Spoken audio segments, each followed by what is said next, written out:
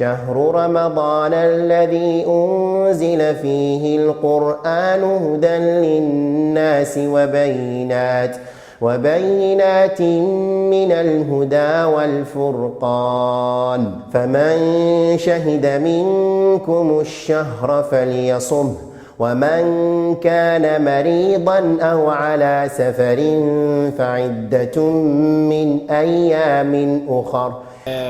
marka koobaad waan idin salaamayaa. marka labaad waxaan doonayaa inaan sheekha weydiiyo haddii qof dhalinyaro ah sinaysto oo aanu guur hore soo marin xukunkiisuna yahay 100 jeedala sidaynu ogsoonnahay diyaarna uu yahay in 100kii laga jaro balse aanu garanayn cid uu ka codsado oo xadkaas ku oogta ma ku filan tahay inuu toobad keeno ka murugoodo ilaahayna subxaanahu wa tacaala bariyo intaasoo qura dembigii markaa ma kaga dhacaya? arrintan qofkii sinaystay maxaa lagu leeyahay? waxa uu horeeya lagu leeyahay waa tawbatu ila Allah. qofkii waa inuu ogaado jariimad inuu ku dhacay. iimaanka qofka uu weydaaranayo siduu nabigu tilmaamay la yazni zani xiina yazni wa huwa muumin. qofku ma sinaysto ilaa markaa uu sinaysanayo waa bila iimaan buu nabigu calayhi salaatu wasalaam. oo ceebaha noocana iimaanka qofka u diida. haddii uu ku dhacay tawbadaas waajib ku ah. towbadana waxa kamida inaanu dib ugu noqonin inuu go'aamiyo inuu xeer ciqaabeed raadsada waxba shardi ma aha. ilaahaysa inuu noqdo oo uu toobad keeno waxaas aanu dib ugu noqonin oo uu ogaado ehelkiisa in laga jari doono oo sinada hadduu sameeyo ehelkiisa lagu imtixaani doono haddaan ummadda ka dayn.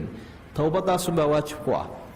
daayartuna inay aad uga fogaadaan weeye waxyaabaha u keeni kara sino. hadday tahay waxa qaawanay daawadaan, hadday tahay saaxiib xunay raacaan, hadday tahay dal xunay tagaan. sinadu waxay leedahay wadooyin ku sahla sida ilaahayba uu wala taqrabu zina. sinada ha u dhawaanina waxay sheegaysaa ha raacraacina wadooyinkeeda.